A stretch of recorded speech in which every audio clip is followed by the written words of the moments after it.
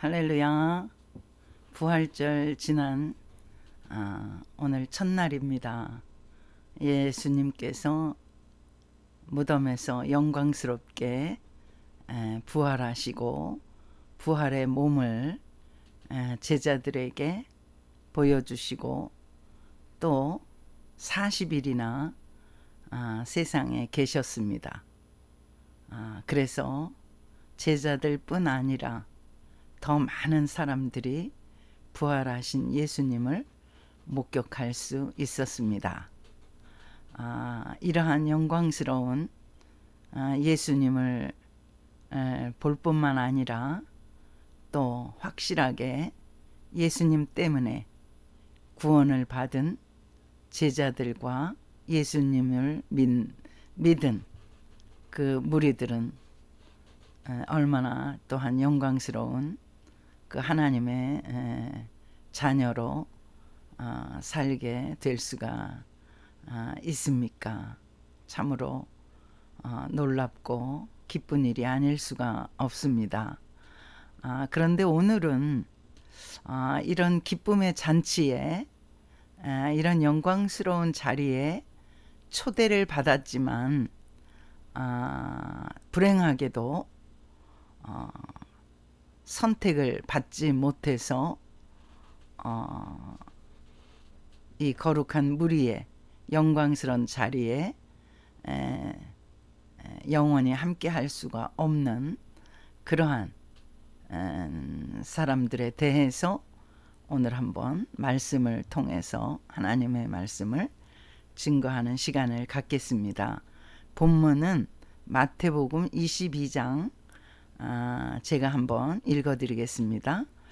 예수께서 다시 비유로 대답하여 이르시되 1절이었습니다. 2절 천국은 마치 자기 아들을 위하여 혼인잔치를 베푼 어떤 임금과 같으니 그 종들을 보내어 그 청한 사람들을 혼인잔치에 오라 하였더니 오기를 싫어하거늘 다시 다른 종들을 보내며 이르되 청한 사람들에게 이르기를 내가 오찬을 준비하되 나의 소와 살진 짐승을 잡고 모든 것을 갖추었으니 혼인잔치에 오소서 하라 하였더니 그들이 돌아보지도 않고 한 사람은 자기 밭으로 한 사람은 자기 사업하러 가고 그 남은 자들은 종들을 잡아 모욕하고 죽이니 임금이 노하여 군대를 보내어 그 살인한 자들을 진멸하고 그 동네를 불사르고 이에 종들에게 이르되 혼인잔치는 준비되었으나 청한 사람들은 합당하지 아니하니 네거리 길에 가서 사람을 만나는 대로 혼인잔치에 청하여 오라 한데 종들이 길에 나가 악한 자나 선한 자나 만나는 대로 모두 데려오니 혼인잔치에 손님들이 가득한지라. 임금이 손님들을 보러 들어올새 거기서 예복을 입지 않은 한 사람을 보고 12절입니다. 이르되 친구여 어찌하여 예복을 입지 않고 여기 들어왔느냐 하니 그가 아무 말도 못하거늘 13절입니다. 임금이 사환들에게 말하되 그 손발을 묶어 바깥 어두운 데에 내던지라. 거기서 슬피 울며 이를 갈게 되리라 하니라. 14절입니다. 청함을 받은 자는 많되 택함을 입은 자는 적으니라. 할렐루야. 하나님께서 부지런히 인생들을 구원하시려고 세상에 많은 선지자들을 보내셨습니다. 급기야 예수님까지 인류를 구원하시러 보내시지 않았습니까?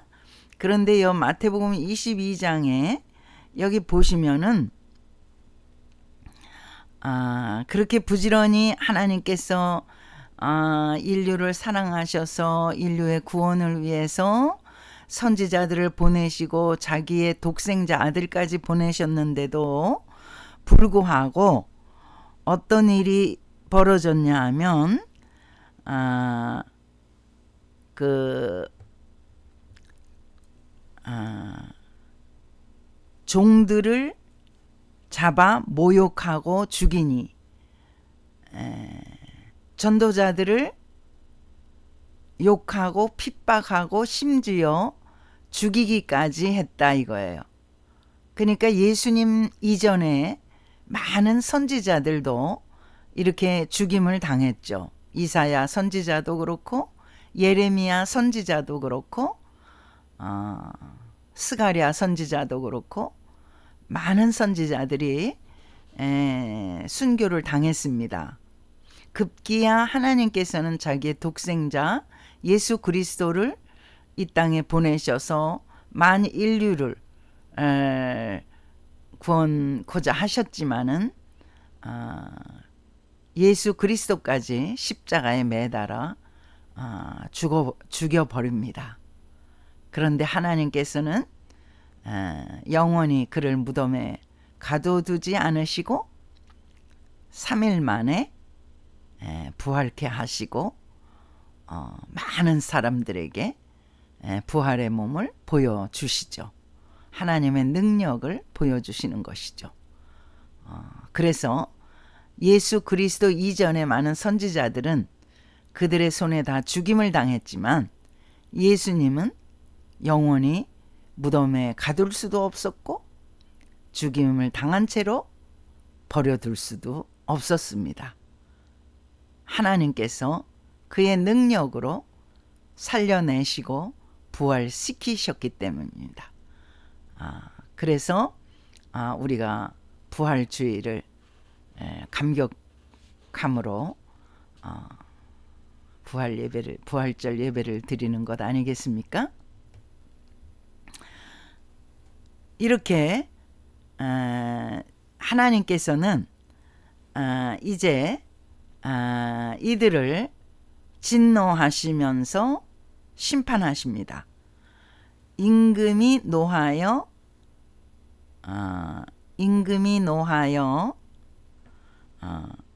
마태복음 22장입니다. 여기 제가 또 읽어드리겠습니다. 임금은 여기서 하나님을 상징하는 것입니다. 임금이 노하여 군대를 보내어 그 살인한 자들을 진멸하고 그 동네를 불사르고, 그래서 하나님이 시시때때로 이스라엘 백성들조차도 하나님의 심판을 받지 않습니까? 그리고 또 하나님의 백성들을 또 선지자들을 죽인 많은 사람들을 하나님께서 심판하십니다. 그래서 이들이 심판을 국지적으로 받습니다.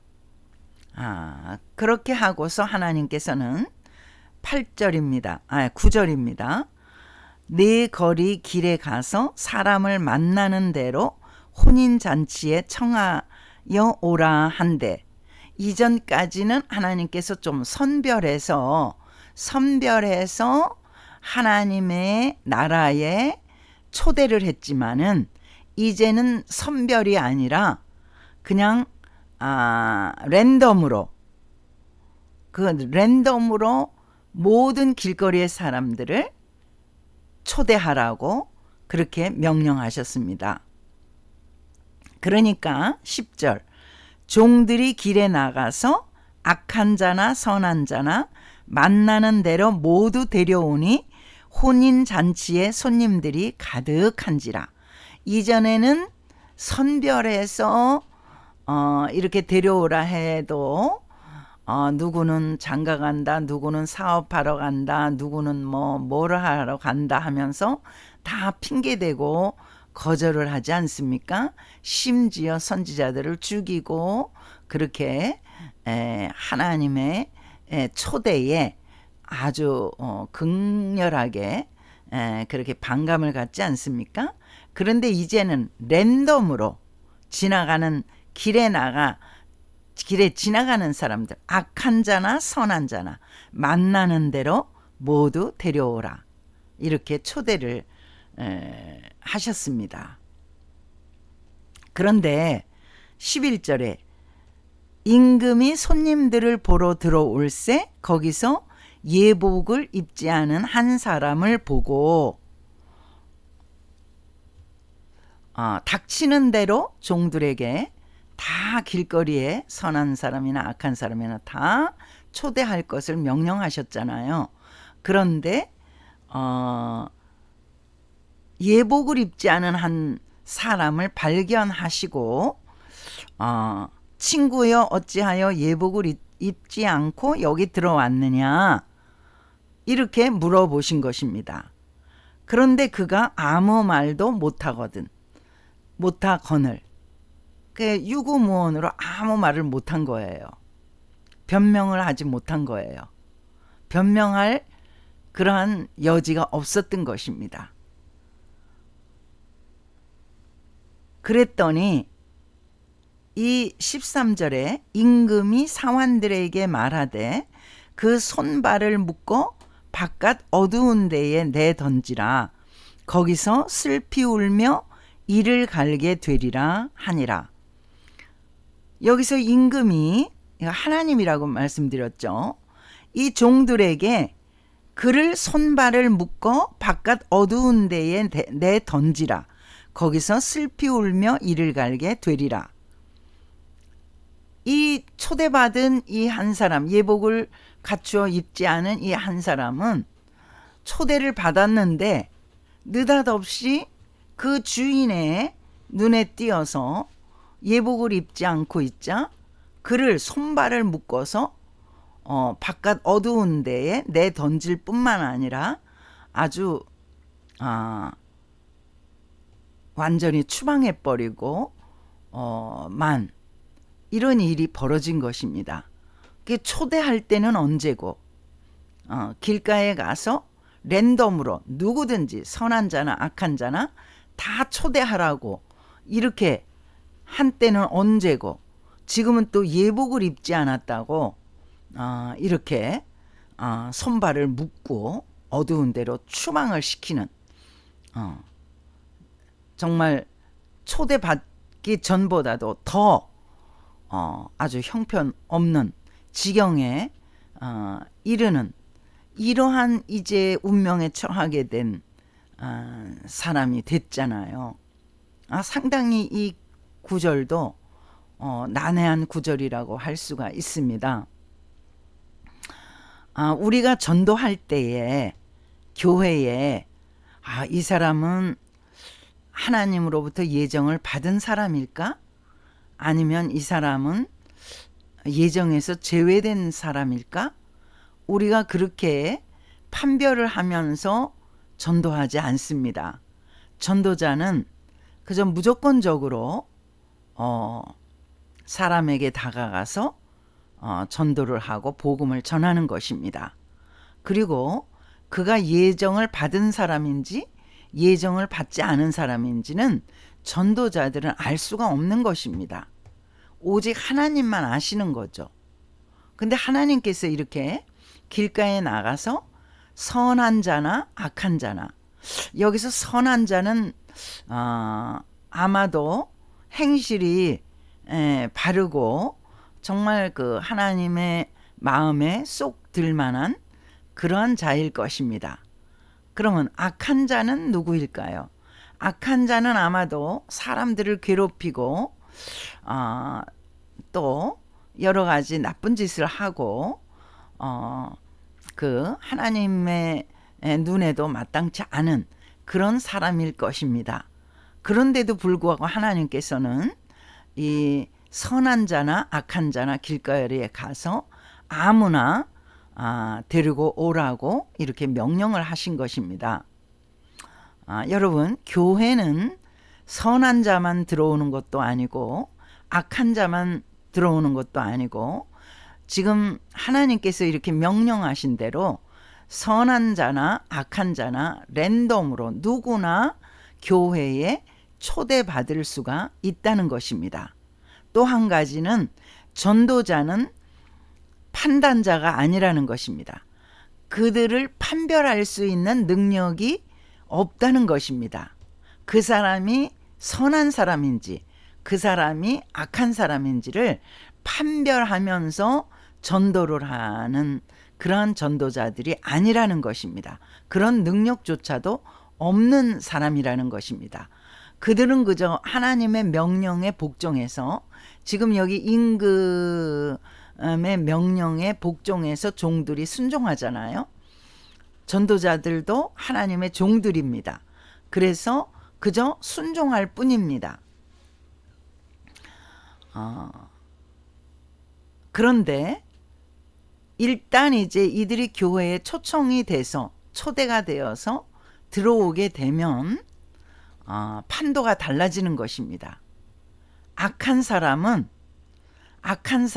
영원히 악할 것이라고 그렇게 선입견을 갖게 되는 수가 있는데, 교회 안에 들어와서 성령의 도우심을 받아서 변화받아 새 사람이 되는 사람들이 엄청 많습니다. 저를 비롯해서 정말 하나님 앞에 합당치 않았던 그러한 옛 생활을 청산하고 성령을 받아서 새 사람이 됐을 뿐만 아니라 이제 새로운 전도자로서 다른 사람들을 하나님의 교회에 초청하는 그러한 완전히 변화받은 사람이 되었다는 것입니다.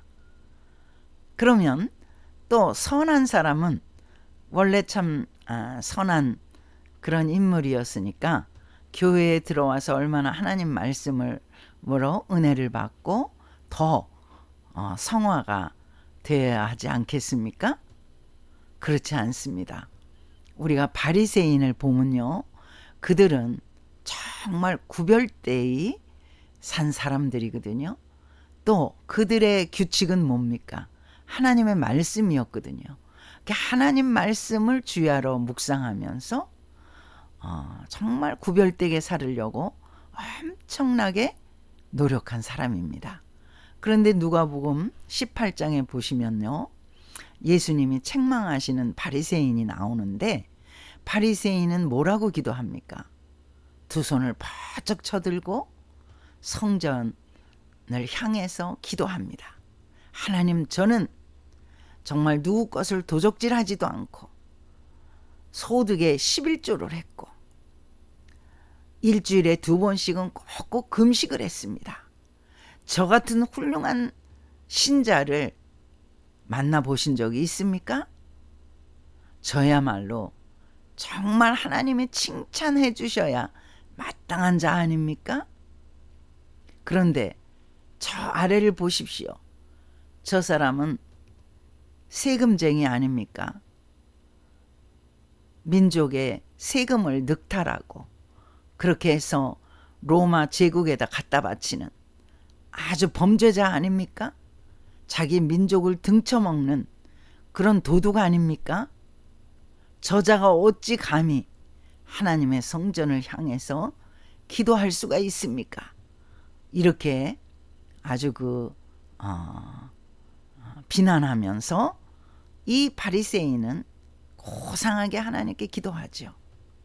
그런데 이 죄인, 이 바리새인이 죄인이라고 그렇게 명명한 이 세금쟁이는, 주님, 저는 너무 죄가 많아서 고개를 쳐 들을 수가 없습니다. 주님, 저는 너무나 큰 죄악을 저지른 죄인입니다.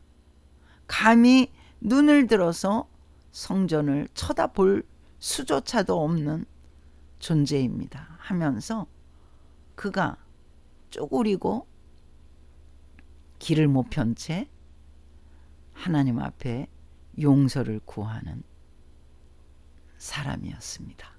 예수님께서는 누구의 기도를 들으셨을까요? 자랑질하던 바리새인을 책망하시고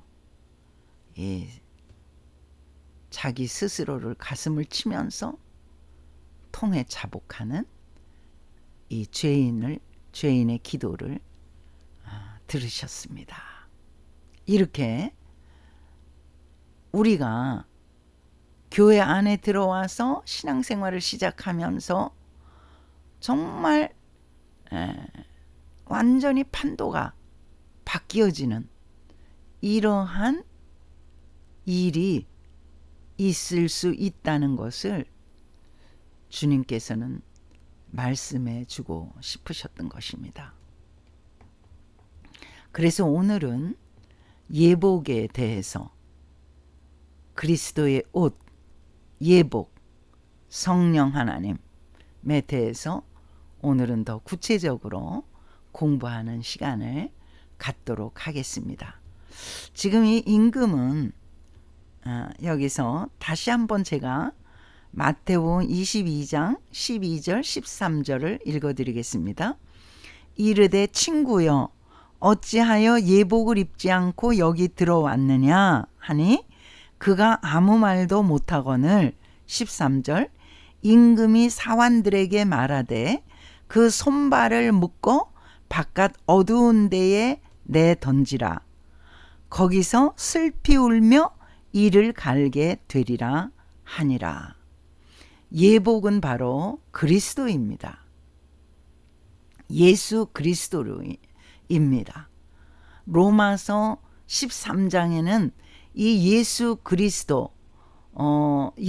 그리스도를 어떻게 표현했냐면 예수 그리스도의 옷을 입어라고 표현하고 있습니다. 그러니까 우리는 예수 그리스도라는 예복을 입지 않고서는 구원을 받을 수가 없습니다. 예수님이 이 땅에 오신 이후에는 만인류에게 하나님께로 바로 올라갈 수 있는 지름길이 생기게 된 것입니다. 그게 바로 십자가죠. 그리스도께서 지신 십자가입니다. 십자가로 말미암아 이제 바로 하나님께로 직통으로 갈 수 있는 길이 열린 것입니다. 내가 곧 길이요 진리요 생명이니 나로 말미암지 않고는 하나님께로 갈 자가 없느니라. 이렇게 말씀하셨거든요. 예수님 이전에 많은 선지자들이 그때의 시대마다 백성들을 구원하시려고 하나님께서 보내신 하나님의 선지자들이었습니다. 그러나 그들은 이 백성들을 하나님께로 직접 예수님처럼 인도할 수가 없었던 것입니다. 그래서 그들은 하나님의 말씀을 대언하고 또 하나님의 말씀을 대언을 받은 백성들은 또 그 선지자들에게 자기들의 그 말을 대언시키고 자기들이 속죄한다는 그런 표현을 함으로 이 선지자들이 이제 하나님께 이제 제사장으로서 이렇게 고하는, 그렇게 해서 죄를 탕감받고 하나님과는 간접적으로 연결이 되는 그런 시대였습니다. 그러나 지금 우리는 예수 그리스도가 오신 시대, 하나님이신 예수님이 오신 이 시대를 살기 때문에 더 이상 선지자들이 필요가 없는 것입니다. 말씀을 가르치는 목사나 어떤 주의 종들, 전도사나 이런 양육자들이 필요할 뿐 과거와 같이 선지자나 제사장들은 필요가 없게 되었습니다. 그래서 이 그리스도의 옷을 입지 않은 사람은 하나님 나라에 들어갈 수도 없고 하나님의 교회에서 이방인으로 취급받을 수밖에 없는 것입니다. 교회 안에는 이들을 이방인으로 취급하지는 않겠죠. 그럼에도 불구하고 목사로, 장로로, 권사로, 집사로 이렇게 정말 보이는 직임을 수행할 수가 있죠. 그러나가 중요하죠. 그러나 그들 중에는 선택을 받지 못한 사람도 있다는 것입니다. 그게 바로 누구입니까? 여기 말씀하신 대로 예복을 입지 않은 사람입니다. 예복을 입지 않고 교회에 앉아 있는 사람입니다. 그리스도를 옷 입지 않고 있는 사람입니다. 그러니까 다시 말하면 예수 그리스도를 나의 구세주로 믿지 않는 사람, 그런 사람도 어디에 있다? 교회에 있다는 것을 알아야 합니다. 우리가 이 교회 안에서 여러 가지 불상사들이 많이 일어나는 이유는 구원받은 사람들만 앉아 있는 것이 아니라는 데 있습니다. 정말 여러 가지 사업상 목적으로, 여러 가지 다른 목적으로, 여러 가지 사람들을 만나기 위한 목적으로, 뭐 친교를 위한 목적으로, 무슨 또 교육을 받기 위한 목적으로, 정말 예수님을 믿으려는 목적과는 너무나도 상관이 없는 그런 목적들로 인해서 교회 안에는 정말 인산인해의 사람들로 가득 차 있다는 것이죠. 그러나 불행하게도 예복을 입지 않고 앉아 있으면 지금 하나님께서 뭐라고 그러십니까? 그 손발을 묶어서 바깥 어두운 데에 내 던지라 말씀하시는 것입니다. 제가 로마서 13장을 한번 또 찾아 읽어드리겠습니다. 로마서 13장 13절 12절 13장 11절부터 한번 읽어드리겠습니다. 이 로마서 13장 11절에서 끝절까지는 우리가 존경하는 그 어거스틴, 고백록을 쓰신 그 어거스틴이라는 그 목사님이 계시잖아요. 5세기에 활동하신 분인데, 그분이 정말 탕자로 사시다가 자기 어머니 모니카의 간절한 기도로 그가 어머니가 아마 돌아가신 후에 돌아왔을 거예요. 주님께로 돌아왔거든요. 그리고 암브로시우스 목사님에게 세례를 받았는데, 자기가 낳은 그 사생아, 정말 그 탕하였을 때 낳았던 그 사생아와 같이, 사생아가 13살 되던 해에 그가 같이 세례를 받았습니다. 자기는 그때까지 세례를 받지 않고 기다리겠노라.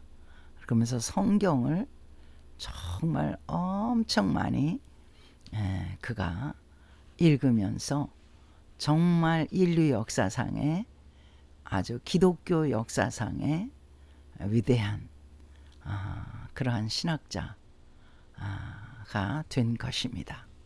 그가 이제 그 정원에서 그 아이들이 노래하는 소리에 정말 큰 감동을 받아서 이제 하나님께로 돌아오는, 탕자였던 어거스틴이 하나님께로 돌아오는 그런 내용이 로마서 13장이거든요. 바로 11절에서 끝절까지 제가 읽어드리겠습니다. 또한 너희가 이 시기를 알거니와 자다가 깰 때가 벌써 되었으니 이는 이제 우리의 구원이 처음 믿을 때보다 가까웠음이라. 밤이 깊고 낮이 가까웠으니 그러므로 우리가 어둠의 일을 벗고 빛의 갑옷을 입자. 낮에와 같이 단정히 행하고 방탕하거나 술 취하지 말며 음란하거나 호색하지 말며 다투거나 시기하지 말고 오직 주 예수 그리스도로 옷 입고 정욕을 위하여 육신의 일을 도모하지 말라. 이 성경 말씀을 토대로 해서 아이들이 정원에서 노래를 하고 있는 거예요. 정말 지금으로 말하자면 뭐 CCM이나 이게 복음성가 같은 거겠죠. 이 말씀을 토대로 해서, 그래서 이 말씀을 토대로 한 이 아이들의 노랫소리에 큰 울림을 받고 그가 이제 하나님께로 돌아온 것입니다. 정말 너무 신기한 일이고 신비한 일 아니겠습니까? 하나님께서 그의 마음을 돌이키시고 그를 완전히 하나님께로 돌이키시는데 그 아이들을 사용하시고 그 정원을 사용하셨다는 거예요. 항상 있는 정원, 항상 떠들고 있는 아이들, 우리가 흔히 만날 수 있지 않아요? 항상 정원을 거닐지 않나요? 이렇게 항상 너무나 평범한 그러한 일상 속에서 어거스틴은 아이들의 이 정말 뜻하지 않는 이 노랫소리, 아이들이 흥얼흥얼하면 놀기도 하고 뛰기도 하고 뭐 소리치기도 하고 하잖아요. 근데 이 아이들의 소리가 하나님의 말씀이었던 것입니다. 하나님이 어거스틴이 들으라고 말씀하신 거예요. 아이들이 아마 다른 노래를 불렀을 수도 있어요. 왜냐하면 아이들이 이 로마서 13장의 이 11절에서부터 이 말씀을 어떻게 그들이 또 알겠습니까? 알 수도 있겠지만 하여튼 하나님께서 이 아이들이 떠들고 그 노래하고 하는 이 상황 속에서 어거스틴은 로마서 13장의 11절에서 끝절까지를 듣게 하신 거예요. 깜짝 그가 놀라고 그가 영적으로 깨닫는 순간이 바로 이 순간이었던 것입니다.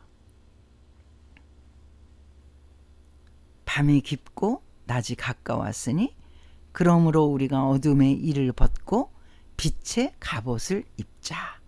빛의 갑옷이 바로 빛 대신 예수 그리스도예요. 예수 그리스도로 옷 입자. 예수 그리스도를 입자 이겁니다. 예수 그리스도의 옷이 따로 있는 것이 아니라 무슨 뭐 골리앗 장군의 무슨 뭐 갑옷이 있는 것이 아니라 그리스도 자체가 옷이라는 거예요. 그래서 낮에와 같이 단정히 행하고 방탕하거나 술 취하지 말며 음란하거나 호색하지 말며 다투거나 시기하지 말고 오직 주 예수 그리스도로 옷 입고 정욕을 위하여 육신의 일을 도모하지 말라. 그러니까 그리스도로 옷 입어라. 이렇게 말씀하시죠. 여기 영어로는 rather clothe yourselves with the Lord Jesus Christ. 이 번역을 아주 잘한 것 같아요. 그러니까 예수 그리스도로 옷을 입어라. 예수 그리스도의 옷이 따로 있는 것이 아니라 예수 그리스도가 바로 그 자체가 예복이라는 것입니다. 아까 예복을 입지 않아서 교회에서 쫓겨나갔잖아요. 우리가 이제 그 하나님께서 초청하신 그 잔치를 제가 교회로 그렇게 심볼릭하게 지금 해석을 하고 있는 것입니다. 이제 하나님의 나라의 어떤 잔치에 쫓겨나갔잖아요. 예복을 입지 않는 바람에 무작위로 다 들어오라고 해놓고 쫓아낸 것입니다. 그러니까 교회 생활 오래 했지만은 예복이 아직까지도 입지 않고 예복을 준비하지도 않고 있었던 거예요. 교회 30년, 40년, 50년, 70년 얼마나 오랫동안 저는 모태신앙이니까 70이 넘었으니까 70년 이상을 교회에서 살았던 사람 아니겠습니까? 그런데 예복을 준비 안 했다. 그러면 쫓겨나가는 겁니다.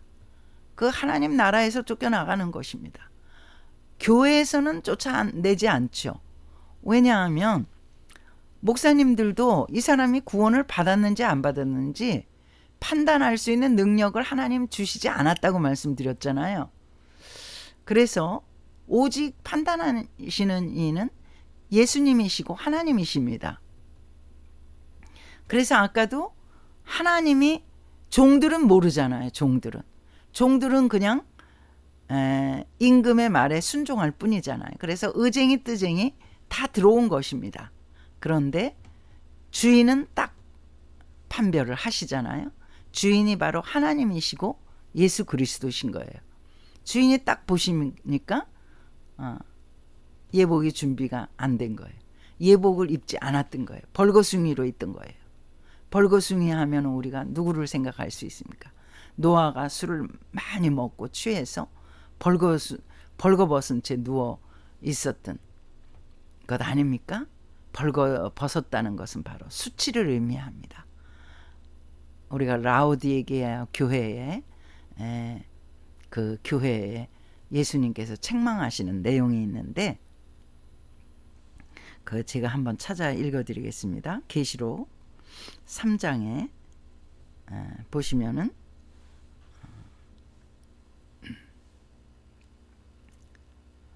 계시록 3장에 제가 찾아서 읽어드리겠습니다. 네가 말하기를 나는 부자라 부요하여 부족한 것이 없다 하나 네 곤고한 것과 가련한 것과 가난한 것과 눈먼 것과 벌거벗은 것을 알지 못하는도다. 내가 너를 권하노니 내게서 불로 연단한 금을 사서 부요하게 하고 흰옷을 사서 입어. 흰옷은 예수 그리스도입니다.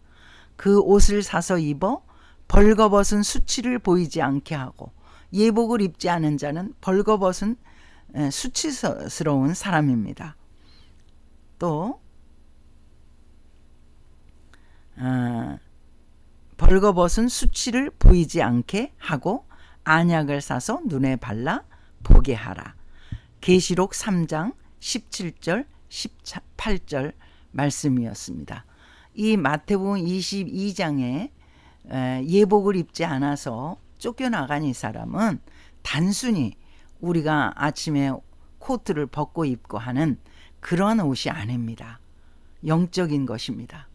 영적으로 우리가 예수 그리스도를 우리의 구세주로 영접해서 누구든지 성령이 아니고서는 예수님을 주님이라고 고백할 수가 없느니라. 고린도전서 12장 3절 말씀이잖아요. 예수님을 인격적으로 나의 구세주로 영접하고 고백하는, 그래서 예수를 믿는 사람이 돼야 된다는 것입니다. 바리새인들과 같이 그렇게 겉모양은 거룩하고 겉모양은 11조 생활 잘하고 겉모양은 주일 성수 잘하고 겉모양은 일주일에 몇 번씩 금식하고, 이렇게 겉모양은 엄청 따라갈 수도 없을 정도로 정말 그렇게 훌륭한 신앙생활을 하는 것 같지만, 속 사람이 속에서 예수님을 거부하고 예수님을 믿는 것보다 자기를 믿고 자기의 물질을 믿고 자기 자식을 믿고 자기의 건강을 믿고 또 자기가 따르는 스승을 믿고 또 자기가 출석하는 교회 목사님을 믿고, 이런 것은 다 잘못된 것입니다. 나를 구원해 주신, 인류를 구원해 주신, 인류를 흑암의 세상에서 완전히 빛의 세상으로 옮겨주신 예수 그리스도를 주로 고백하고 믿는 사람만이 이 초대받아서 선택을 받은 사람 안에 들어가는 것입니다. 그래서 하나님께서 뭐라고 그러십니까? 청함을 받은 사람은 많지만, 정말 교회가, 어떤 교회는 뭐 인산인해로 사람으로 가득 차잖아요. 그냥 의증이 뜨증이가 다 하나님께서 그렇게 명령을 하신 거예요. 종들에게, 전도자들에게 의증이 뜨증이 다 모이게 하라. 그렇게 말씀하신 거예요. 그래서 전도자들은 나가서 누구를 분별하지 아니하고 선한 자나 악한 자나 다 초청하는 거예요. 초대하는 거예요. 그러나 분별하시는, 판별하시는 이가 계시는데 그분은 하나님 아버지시고 우리 주 예수 그리스도이십니다. 그분이 딱 판별을, 양과 염소를 딱 구별하듯이 판별을 하시는 것입니다. 그래서 그리스도를 입었느냐 아니면 그리스도를 입지 않았느냐, 예수를 믿느냐 아니면 믿지 않느냐에 따라서 그들의 그런 여러 가지 열심과 공적과는 상관도 없이 염소와 양이 쫙 갈라지듯이 하나님 나라와 영벌의 나라, 바깥 어두운 그늘, 암흑의 세계와 완전히 분리된 곳으로 판별이 되어서 그 운명이 결정이 된다는 것을 말씀하시는 것입니다. 여러분, 우리가 수십 년, 저가 지금 70년 넘었잖아요. 수십 년 모태신앙이라고 해서 다 구원받는 거 절대 아닙니다. 마태복음 22장의 이 말씀은 너무나 귀한 말씀입니다. 정말 청함을 받은 사람은 많지만 전도자들이 많잖아요. 각 교회에서 전도대를 파송하잖아요. 그래서 많은 사람 의증이 뜨증이 다 오게 하잖아요. 그러나 교회 안에서 성령을 받고, 성령을 받으면 어떻게 됩니까? 어거스틴과 같이 새롭게 되는 거예요. 새로운 피조물이 되는 거예요. 완전히 가치관이 달라지는 것입니다. 그런데 그 구태한 가치관 그대로 교회에 들어와서 10년, 20년, 30년, 50년 이상을 교회 생활을 했으면서도 그렇게 헌옷을 벗어버리지 못하면, 그리스도의 옷을 입지 않고 있으면 어떻게 되는 것입니까? 너무나 불행한 운명에 처할 수밖에 없는 것입니다. 그러나 성령님께서 강력하게 역사하시는 곳이 교회거든요. 예수를 영접하는 사람들의 모임이 교회잖아요. 그러니까 강력하게 성령님이 활동하시는 거예요. 예수님께서 부활하신 후에 제자들에게 찾아오시잖아요. 요한복음 한번 제가 찾아 읽어드리겠습니다. 요한복음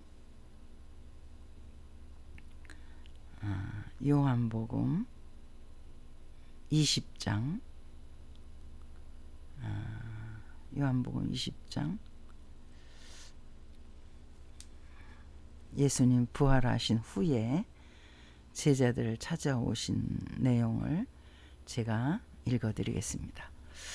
19절입니다. 20장 19절. 이날 곧 안식 후 첫날 저녁 때에 제자들이 유대인들을 두려워하여 모인 곳의 문들을 닫았더니 예수께서 오사, 부활하신 예수님이죠, 가운데 서서 이르시되 너희에게 평강이 있을지어다.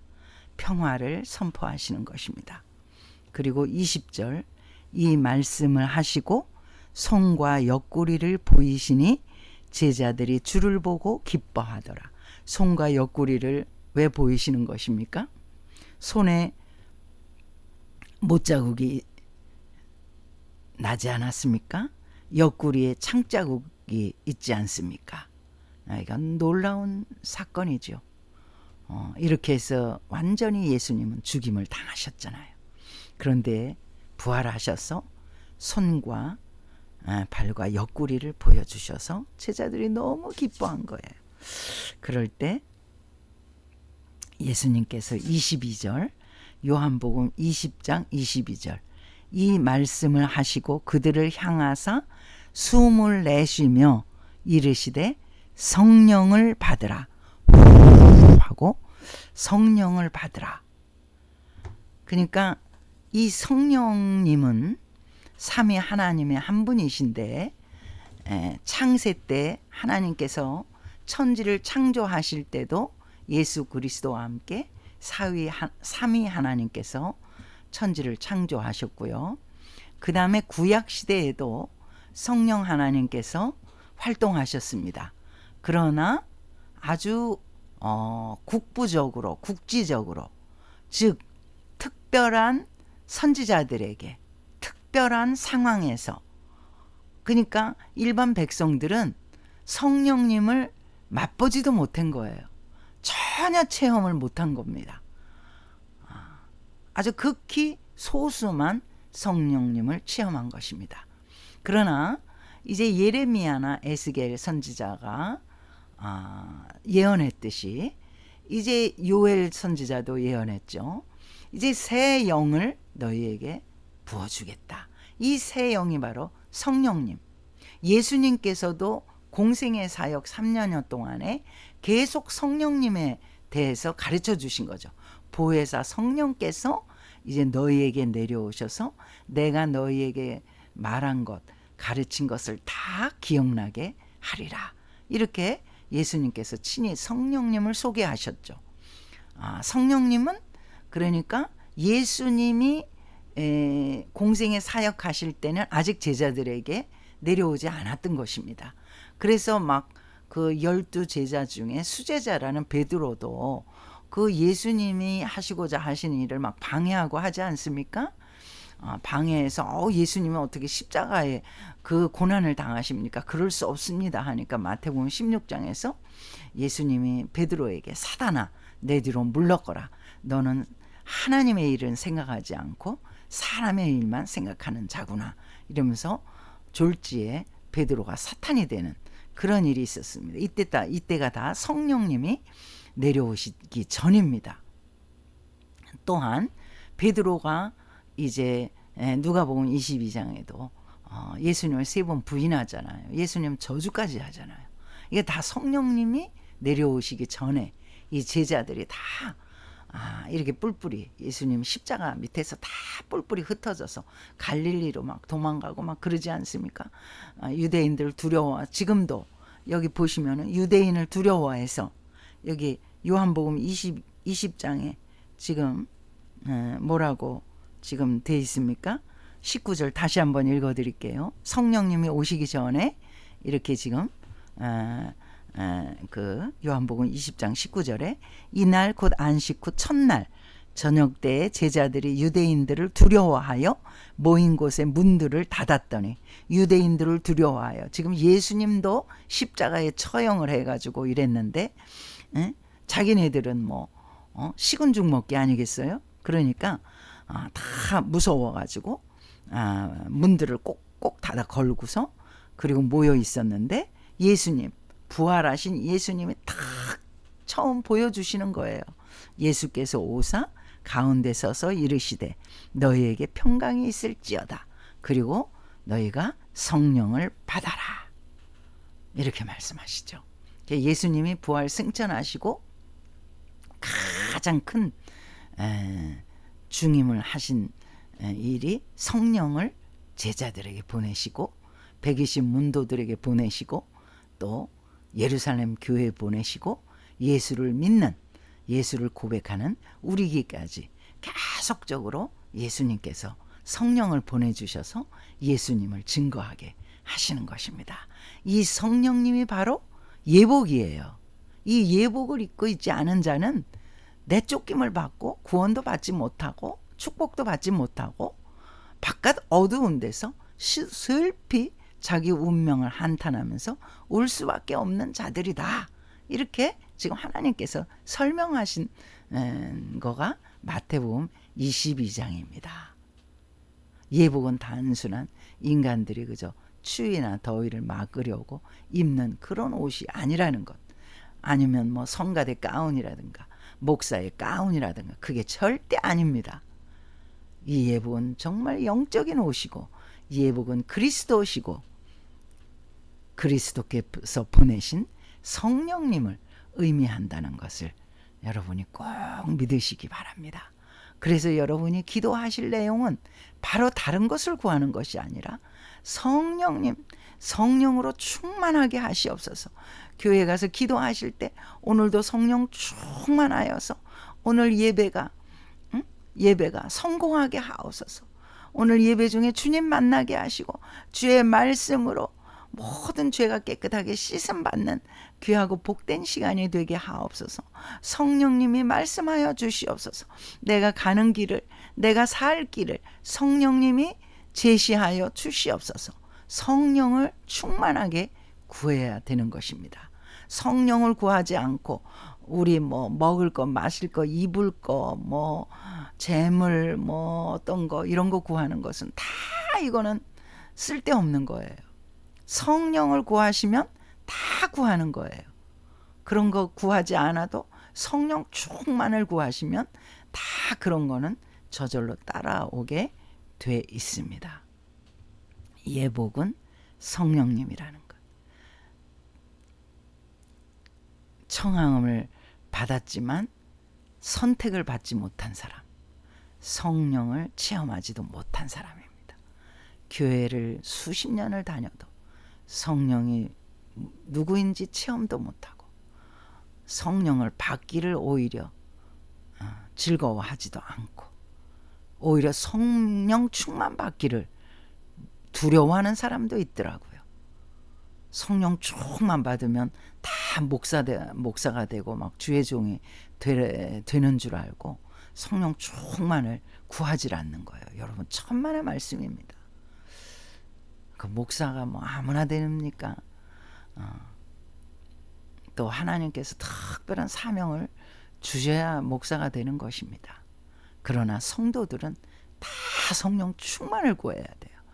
그래, 기쁨과 감사함으로 예배를 드리고 주님을 사랑하고 하나님 말씀을 순종하고 세상에 나가서도 빛이 되고 소금의 역할을 하고 또 하나님께 영광을 돌리고 전도를 하게 되고